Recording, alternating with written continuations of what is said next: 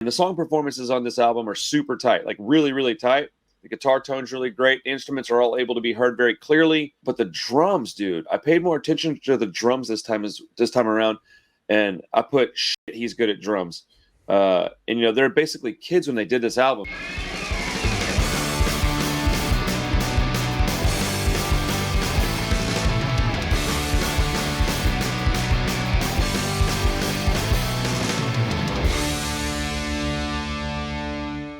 What's up, everybody? How you doing? Welcome back to another episode of the Punk Rock Review Podcast. Hanging out with the homie Rob from the Punk Odds. Go check out his channel as well. This week, we're going to have a pretty interesting show, so we're about to just jump right in. What's up to everybody that's listening on Spotify as well? Trying to keep this as entertaining as we can on an audio platform. But yeah, thank you to everybody that's watching and listening and all that stuff. So what's up, Rob? How's your day going, bud? Oh, the day's been pretty good. I've been immersed in our main topic pretty much all day. It's something I know pretty well offhand, but so I saved it till I could just think about everything fresh. So read a little, skim through books, listen to some music, just kind of ready to get into this topic that I feel like we've talked about a lot when you brought it up, but we've never done a full episode dedicated just to this album. That's what made me want to do it. Is that also? So for anybody that's wondering what we're talking about, this week's episode, the lion's share of the time we'll be talking about Green Day's Dookie, because we are celebrating 30 years of that album. About 2 months ago it came out, hit 30 years, and then we're trying to do anniversary stuff just because it brings up albums that are important at that point in time and things that people might be interested in. And one of the things that I found was that on April 20th, so 4 days from the recording of this video, the BYO Split Series Volume 5 is hitting 20 years. 20 years, and that's the Alkaline Trio one-man army split. So anybody that knows my channel very well will know how important both of those bands are to me. So obviously that split holds a fair amount of importance. So, but first we're going to talk about Green Day's just absolute landmark album, Dookie. I think this was on my brain because we talked Offspring a couple of weeks ago, and that album has also hit its 30-year anniversary. Green Day's Dookie. So like the catalyst to our entire lives being what they are kind of is hitting its 30th anniversary. So I think that's important. In 5 more years, I will talk about these albums again, hitting 35 years. 5 after that, I'll talk about them again, hitting 40, because they're that important. Now, are they my favorite albums? No, man, they're not. But they're so important. So, yeah, I don't know. I hope people are interested in this album enough to come back and revisit this conversation, because I personally have a different vantage point that I came at this from. And so I'm very excited to talk about it. And if you hear me yelp in the middle of this, pardon me. I'm having some muscle spasms in my back because my 3.5-year-old decided to be a ninja and jump off like a countertop in my arms when I wasn't expecting it. And so when I caught him, within like half a second, I was already yelling at my wife, come grab him. Something's wrong with my back. And she was like, oh no. And that was on Sunday, and it's now Tuesday, and it's not getting any better. So, dude, it's horrible. The last 30 minutes, my wife was in our bedroom rubbing in like some oils into my back and then helping me stretch, because it was like, I don't know if I could sit up and do this without doing all that. So anyways, dude, it's so painful. I spit out my lunch earlier, bro. I was eating and a spasm hit so bad that I had no control over it, and my mouth just opened and my food fell out. And I was like, bah! That level of pain. Yeah. Oh, it was horrible. And it came out of nowhere. I was just sitting completely still eating, and it just hit me. And I mean, even my sister, I was helping her do some work around her new building today, and she was like, hey, are you okay? I was like, yeah, I'm all right. She's like, you're hunched over kind of funny. I was like, yeah, I can't stand up straight right now. And she's like, why are you up here working? I was like, I need the money, man. She's like, what do you need this money for? I know what kind of money you bring in. And I said, I'm putting out records, dude. What do you think I need the money for? She was like, oh my goodness. So yeah, doing good things with the money though. So we're all right. All right, let's jump into Green Day's Dookie, because that sounded so weird. All right, so I have some notes and things that I would like to just talk about. I don't know that I necessarily have an order or a time limit or whatever, but I'm going to read my first part of this because I want response to this specific thought process that I had here. Okay. And so I wrote down, okay, so I have famously not been a huge fan of this album over the years. I honestly don't know why. The music and the lyrics are right up my alley. His vocals are super hit or miss for me, though. Sometimes I just can't stand them. But this album is pretty great. In doing research for this episode, I got a little excited for their show later this year with Rancid. They'll be playing Dookie and American Idiot in their entirety, and I'll be filming both of those sets. Obviously, I'll be filming Rancids as well. But I want to talk about the production and the mix on Dookie for a little bit. Since starting this podcast with you, Rob, I am paying a lot more attention to that part of these albums, and I think that's really important to when I'm talking. Let's say we did this, let's say 3 months ago, right? When we were talking about landmark albums just in punk rock, and I listened to this for the songs and the performances, not necessarily the production. And those can be the same or linked together, but they can also be very different. And the song performances on this album are super tight, like really, really tight. The guitar tone's really great. The instruments are all able to be heard very clearly. But the drums, dude, I paid more attention to the drums this time around. And I put, shit, he's good at drums. And, they're basically kids when they did this album. So I just want to talk about the production for a minute and kind of go into, I don't know. I want to know your opinion and what are your thoughts on it? I never really listened to this album from that vantage point before. So it's pretty interesting to me. Well, I mean, I think it's an amazing piece of production. The way they were able to kind of capture that Green Day sound, but make it so clean, but still not. It's a cleanly recorded album, but it's not a clean out. It's meant to it hits its intended tone.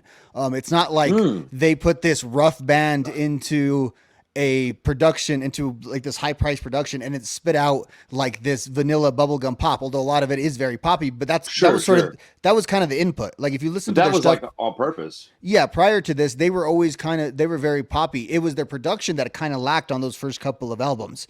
You actually wonder if they would have had this level of production, would they have even, maybe popped a little bit sooner? I don't think so, because I think the songwriting did improve also just with age and that kind of stuff, but they're very, very close. And I think the production was great. I had written in my notes that I think like that guitar tone is just amazing. That's just like a baseline really punk rock guitar tone. Like what more could you want? And that's what I was really thinking about. Like, I was noting some like Ramones parallels and some other stuff. And like, this is really like a standard. Like if you just want like what is really good pop punk, like you can start here and everything else can just kind of branch off of it. It is that good. And you talk about like the production, like I love, the bass on this is amazing. You hear it on every song. You're aware of it. Part of the way they track it where it's slightly behind the beat, which is one of his styles. So you actually hear all of it.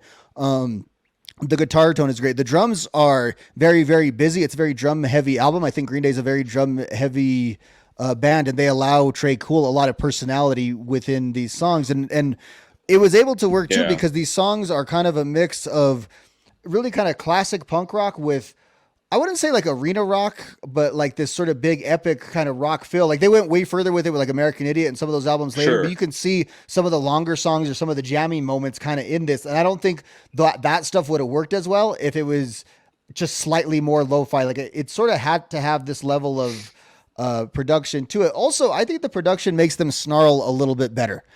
They actually sound like they have a little bit more edge with the production. Whenever I think the early stuff, it would almost risk sounding kind of indie. And I think it's like the production that gives it a little bit of that punk edge. Like I really think the difference between the Welcome to Paradise on this album versus the one on Kerplunk, I think it sounds more like a punk rock song to me than what they recorded in a punk rock environment, which just kind of blows my mind, but it's sort of the genius of this album, I think. Yeah. I was smiling a second ago because you've already touched on like 3 or 4 different things that I had written down, which tells me that we're very much in sync with this conversation already. And I think we're going to have a really great talk. The production of this record is honestly, it's kind of bananas, dude. Like man, I hate to say this word because it's so like triggering, but it's almost perfect with just speaking specifically on the production. Yeah. Every single thing I can hear very clearly, and that's not always the case. There's a lot of albums. I don't want to say who it was, but a band that I really love. I don't want to say because I don't want to upset anybody, but it's because I know these people personally. But a band that I really love put out an EP recently, and the songwriting is exactly what I wanted. The length of the songs are exactly what I wanted. The topical like lyrics and stuff. I mean, everything about it but the mix just isn't quite there. The vocals are a little bit muddy, and it's on a project that normally I would be able to hear what these dudes say and like very clearly. And with no disrespect meant, I was a little bit like, I don't know what the word, maybe Like, disappointed a put little bit off because I by was it, like, maybe like yeah, I was like really expecting high quality. When I got it, I was like, huh, interesting, but it's still really, really good. But that can set an album apart because I can tell you that the album I'm referring to, I would much prefer listen to those songs over anything Green Day's ever written. But on a sonic level, this Green Day album is so enjoyable to listen to. And I've never really come at it from that angle before. I usually go, song is making me feel this way. And then I just kind of move on. But one of the things about doing a podcast where we talk about the same albums more than once is that I can give people examples of how you can change your mind. You can also notice things because over listens and listens and listens and listens, dozens of listens of this album in the past 12 or 15 or 18 months or so. Past year, I've listened to this record more than I probably have in the last 20. So every time I listen to it, it's a different experience, depending on the mood you're in, all that stuff. But today I listened to it again on my stereo at a pretty high volume. And I was just like, damn, I don't remember it sounding this good. And part of that's going to be my equipment because I have better equipment now than I did when I was in my teens and 20s. But like that big of a difference, I just don't think I ever really listened to it from that angle before. Yeah, I think it's always been noted for its production strengths. I don't think that's just modern technology. Yeah. And the production itself is kind of interesting because I didn't notice it before because I didn't have good stereo. But now that I do, I'm like, I'm hearing all these things that I didn't, I've never been a huge Green Day guy. I mean, they're good, but like, so I didn't know that this is an album that was like praised because of the production. I didn't know that. And there's a few elements to it. Is so on the very back end, you said about the mix. Well, the mixer was Jerry Finn. Now, Jerry Finn's the guy that went on to basically be the pop punk producer. Like he wasn't the producer here, but I believe he mixed Out Come the Wolves a year later, and then he's the producer that puts out Enema of the State. That's sort of the thing that really puts where I know him from on the map. Is he was the producer, like he's the one that switched the guitars that Blink was using, like that Blink sound that became so huge. And he worked with everyone after that. He passed away actually in 2008, but all of the pop punk basically was produced by him. So the sound you hear, as that, and not really the Green Day same sound, but the late 90s, early 2000s sound, he's kind of the architect at. He's the mixer. Interesting. Okay. Now, Rob Cavallo, the guy who is the official producer, kind of says it was really a collaboration with the band. He's really the guy that gets the whole ball rolling for Green Day. He's an A&R guy and a producer at the record label. And he's the one guy that kind of got through to Green Day. Like he was a little bit closer in their age. He was relatable. They were really impressed because he could play any Beatles song that they wanted on the guitar. And he had produced the Muffs. So they kind of felt like he was an ally in there. He was very impressed though, coming into the studio with how for so young they were like the sharpest players he had played with. And they said what that came from is they were so used to being on the tight punk rock budgets, those first couple of albums, that they came to the studio. There was no time to waste. They were getting studio time in the middle of the night on a borrow thing. You know what I mean? So they had to be hyper efficient. So like they had all lived together for the first few years of the band. So they just rehearsed. So they were really like ready to go and knew, they were just kind of battle tested for a band that was still pretty young and only 2 albums in. They were being in punk rock, I think, made them much more ready for the majors. So sometimes like it's a culture shock to these people. And for Green Day, it was like they had already done the DIY thing. So this wasn't that hard for him. They kind of went in there with this approach, and then they refined it to be this thing like Basket Case and some of those songs. Those are the songs that Rob Cavallo heard the demos of. So they had a lot of this skeleton in there. And then when they got together, they, one of the keys is they wanted it to sound a little more lively and sound like it was a little bit more of like a live band kind of thing. And I think this album kind of captures that sort of, that kind of feel to it. They didn't want it to sound, he thought the demo sounded flat when he'd heard the demos initially.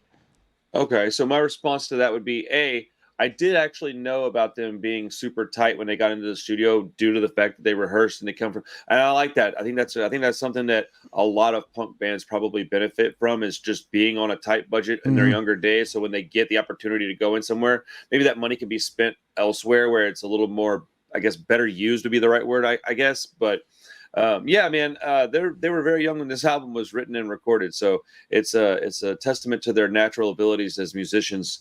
What this album has been able to do over the last 3 decades. But having the right people in the room is very important. Yeah. Something I want to talk about as well is, okay, so I wrote down, based on songs like Pulling Teeth, Green Day were already doing the throwback pop stuff that Weezer would become known for doing, like, months and years later. This album came out 3 months or so before Weezer's Blue album. And not to like talk bad about Weezer, I actually, quite like that band. I just meant that it's wild that that particular sound was already being done by Green Day when Weezer came out and got very much popular for and well known for doing that sound. I don't know. It's not a big deal. It's not something that I want to necessarily spend a lot of time talking about, but I noticed it. And it's something that I've noticed in doing all this Green Day research as of late, that they did have that Beatles-esque sound in their music from the get-go. They did it. They had it all the way back in Kerplunk in 1039. They've had that sound in their music forever. And so they've always been kind of a, I don't know, pop rock band with punk rock influences almost. Yeah, and Billy Joe's never been shy about it. Like he he grew up on classic rock and then came up in the Gilman scene. So that's where he had plenty of both. And I laughed when you said that, because I have written my notes here on Pulling Teeth, more of a 70s pop song. Like literally, it really to is. the point that it's not just like 70s soft rock, but actually 70s pop, where there's almost like a breakdown where you could see like a real like a baritone singer kind of coming in there. And there was another song. I was even thinking 60s, dude. I was thinking also, like 60s, almost like 60s Beach Boys pop with Beatles mixed in there. Yeah, because there's almost like in that song too with Pulling Teeth, I would say it was not like Motown, but kind of, with the way it like stops and then would you do like there's a lot of that in there. Yeah, and it's just a nice eclectic mix that's really kind of snuck into these, again, very dirty and grimy songs from a lyrical standpoint and from a lot of other places. For sure. And I'm telling you, we're gonna touch on this subject a little bit more later, but yeah, I really do think that. I think when they were coming up, this was a hated thing. People did not like that they had these poppy undertones in their music. But it's like, well, how do you become a little more original band and a little more well known? It's you set yourself apart, and that's what they did. In a place where it was all super grimy punk and hardcore punk, they added this pop undertone, which is gonna be more. What's the word, man? It's gonna hit this. People's ears are going to respond to that in mass. Yeah. Thank you. More accessible sounds than, say, Filth or even Operation Ivy. Operation Ivy's huge, right? In the punk scene, but not compared to Green Day in the world. No, they're just not. And like, there's a lot of people who are just big Green Day fans who don't even like really consider what punk is or care about any. They just like them as a pop band. Like they are truly a crossover in that they didn't just have their moment. Like those songs are huge songs that like your sister knows, your niece knows, your mom knows. You know what I mean? They're just they penetrated to that level. I think bigger than anyone else that comes from a punk scene and that stays in as close a proximity to a punk scene as they do. Like that. And here's where it all comes from. It all really originates from Dookie. My daughter, who is 9.5, was riding around my mother, who is 73, and a Green Day song came on in the car, and they both knew it. I mean, that's wild, dude. Like that's crazy to me. I just thought that I've heard. I don't know a lot of bands that I would compare to a band like Weezer, but over the past 12 months, listening to Green Day so much, I've noticed that they did that way before Weezer did it. Like. It's crazy to me that they had like the exact formula. They're just different people, so it sounds a little bit different. But it's the same formula, man. I could hear Weezer playing Pulling Teeth. They're like they're almost like an emo version of Green Day, the way that Weezer. Right. I was thinking that they're more off the emo branch, or to me they have a little bit more in common. They're not grunge, but they feel like they're more out of that stew a little bit than they are pop punk. Although I know a lot of pop punk I always consider them an indie band. Yeah, I think a straight up indie band. Yeah, I think they're more from that sort of college rock. kind of stuff. And like the person that listens to that also listened to Green Day or whatever back in the day. And but also I think, listen to Nirvana. I mean, that's just, the 90s yeah, was crazy, bro. Like, yeah. And I think they all they're all kind of shades of each other. And like Right. lyrically, they are very aligned. Like these are just sort of the themes that people were singing about in the 90s for these type of bands. I agree. I agree wholeheartedly. Weezer's a band that I think maybe we should consider covering a little more at some point, because I don't think really like give them, but I I don't do too, think, and I never I don't give think them of them as any as like I don't have like an emotional attachment to them as one of our bands necessarily. Like I've Me had their neither. albums, I like their albums, I just don't think of them. I don't, and not even like I've never thought about it in that way, but I just don't consider them. Like when I think of bands, I just don't. Right. I think of them as 90s alternative, although like when you categorize them, they're much closer to what we like than pretty much anything else. So it's kind of hard. Correct. you know? I would agree with that. I would agree with that. I was listening to I don't know, documentary of sorts earlier, and this guy made a point, and I barely heard it, so I don't know what else he said about it other than this statement I'm fixing to make. But I found it interesting and also accurate. I'd love to hear your response. But he said Billy Joe was okay with coming off like a loser and like stoner type of guy. But if you listen to their lyrics and you listen to like, I don't know, just the way the songs are composed and built, dude, they're like really smart, man. Like these guys are intelligent people. And I find it very ironic, but also good game planning, if you will, to be a really smart fella and then be okay with people looking at you like you're kind of the dummy. You know, it's like a power play. You know what I'm saying? And I never really thought about it. But they did put off an image and a projection of kind of like these slacker stoner types, but they're not, dude. These are really intelligent people. And as we said, like with their work ethic stuff, like known in the music industry, Right. like the hardest workers that you will find. I think for me, it's not as jarring to me because I always find something very intelligent about punk, even when it's presented very like dumb. Like I like, to me, the art of punk is sort of the intelligence of it. And I think there's a big intelligence strain through it. Like I think the Ramones like weren't, like I think they were actually kind of DUMB, as they would say. Like I think they were more unintentional with it, but since then I think that is part of the plan. But if you even look at just how they promoted this stuff and their reaction to it, like they were like kind of perfect in the way they went about it from a calculation standpoint, who they chose to keep in their inner circle.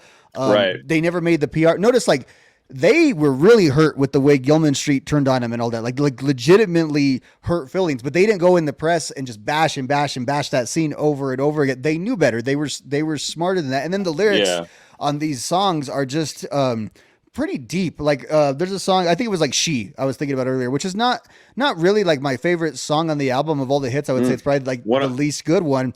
But that's like one of my favorites. Oh, really? But I was thinking, that Yeah. song works so well when you're sitting there with the lyrics, though, and you're like, God, that is such a good song. And there's a lot of metaphors in there. And I don't think these were like super, they weren't like super highly educated dudes. They were just really reflective kind of people that were really, intelligent and introspective and could really relate to the world around them. That was sort of their gift, and they really reflect, like they really feel like the 90s, but not even in a dated kind of way. It's just like that's how people still feel like that. Those are still primal like instincts and urges that people have, but they really captured what it specifically felt like at that time. And it's a lot less like of a vibe than like Nirvana is, because like Nirvana maybe captures the early 90s, but it's all like it's like too weird and too out there and that kind of stuff, where this is more what we like, I think, as punk rock, is that more direct kind of in your face sort of thing, sort of telling it like it is. Like there is sort of like it sounds dramatic, but to this, or if it's Operation Ivy or a lot of this stuff, kind of, we say like a street poetry. This isn't exactly street poetry, but it's more introspective. And it's from that, again, that like sort of slacker Gen X sort of mindset. They're that band for those people. And then by extension, because they're so big, just like the Beatles and the Doors are for generations after, they fit that mold, and it keeps replicating. Kids still like Green Day. Like they're still very popular with young people. And I don't think that's by accident. That is pretty wild. They've never really turned into like that boomer band, like completely. Like some people will say it, but like you go to their shows, you go to their events, like there's young people are very much into Green Day as just a legendary, like I guess it's like the equivalent of us going to see like the Eagles or something, you know, whenever we were younger. It's like that's a wild comparison. Just, like, you know what I'm saying? I don't. Well, I was trying to think of like who could have been around, you know, because like Hendrix and those guys were like dead and stuff. Like who is still around in original members? That's why they came up. But it's like it is of a legendary band from yesteryear that could still just sell out everything. And again, I think this music is timeless. It's not dated in the I way agree that with that. it doesn't. It's not like, oh, that doesn't relate to this world or that. Like those songs are kind of basic in that way, and I don't mean that in a negative way, but they're very universal, very pop music in tone, because pop music appeals to a wide swath of people. So you could be like this street kid that's all like angry at the world, and there's songs in here that you can relate to, or you could just be like the guy whose girlfriend broke up with you in second period, and there's songs that you could relate to on this album, and they're not really at a conflict with each other. Yeah, I think that punk rock has always been an intelligent genre of music. When you get past the like top layer, once you start peeling that onion back, you're like, oh, yeah, there's anger on top. And then there's some, like, for lack of a better word, like some, I don't know, dude, like whatever, man, whatever you want to call it. But like there's social and cultural critique. It pretty much all punk rock is after that anger. Yeah. That's what you're doing. You're criticizing yourself or society, which is kind of a smart thing. Dumb people don't do that. For every song about drinking beer and partying that I've heard in punk rock, I've heard probably 5 about some kind of social conflict, social, I don't know, injustice that needs to be fixed, or a beautiful love song that was written in like a poetic way, or a great story that was told. Like I've heard all this stuff from these same bands that are like rah rah rah, drink drink drink, fight fight fight. You also hear wonderful, beautiful music. I mean, I was listening to The Havoc, and I got some news for you on that band. I really love them. They're from Los Angeles, and I was thinking, like, doggone, man, like even though they're like a street punk band with the mohawks and the studs, if you listen to what these guys are saying, like they're like, A, I find them to be good dudes, and B, they're smart. And so I don't know. I've always thought of punk rock as that. But my last question, very human though too. I think the point you're getting, punk rock is very human. Punk rock is it's not singing about Dungeons and Dragons necessarily like metal is. Right. So it's a very personal kind of music. And there's nothing wrong with that. I just think that there's a level of like accessibility. I can't talk to metal bands on this channel like I can punk bands. I can get almost. I have faith that I can get almost anybody from the punk rock scene on this channel. I wouldn't have that same faith in metal. And so my last question on this little topic we're having would be this. So since we've established that it was kind of almost strategic for them to go into the stoner slacker imagery, yet be super smart and intelligent, how does that make you feel? I feel like some people would call that either being a poser or even a sellout. Personally, I don't think it matters to me. I think it's actually, I look at it as a net positive, but I can also see those people that are like super gatekeepery or maybe just don't understand it, or they're snobbery, snobs, saying like, oh, that's poser stuff. Like, I don't know. I find that conversation will happen immediately upon a situation like this. Yeah, I just don't think it applies to Green Day very specifically,'t it's like it would apply. Like you're interesting. The way they're creating that scenario is almost like a Milli Vanilli thing. Like if these guys were these like corporate plants that came together and like created this punk rock, then I would say, yeah, that would be what that is, and they would be fake. I don't think there's anything inauthentic about those lyrics and stuff. I just think that's a great point. Like I think they felt all that way. And look, like their first tour created like 3 riots on that tour. Like they were a little too aggressive for the mainstream. It's not like we're setting that when we set that, we're setting that on more of a modern lens where we can see anything, and we don't realize that punk rock stuff was never even in the mainstream. So this is the first time the public's even interacting with this kind of stuff. So I mean, punk rock was in the mainstream in the 70s a little bit, but I mean, not to just agree. Okay, I understand your point, and I agree with you. But my counter to that, be playing devil's advocate, and I don't necessarily know that I have a view on this that's concrete, but you said that there was nothing inauthentic about them doing what they did. But I would say, just by definition, exposing yourself to the world as these slackers and stoner types being kind of dumb, but then in turn you're actually really intelligent and you're really smart, really good at what you do. I think that there is a little bit of inauthentic, nature, not nature, but like inauthentic. What's the word? Inauthenticity. Good grief, is that the right word? Yeah.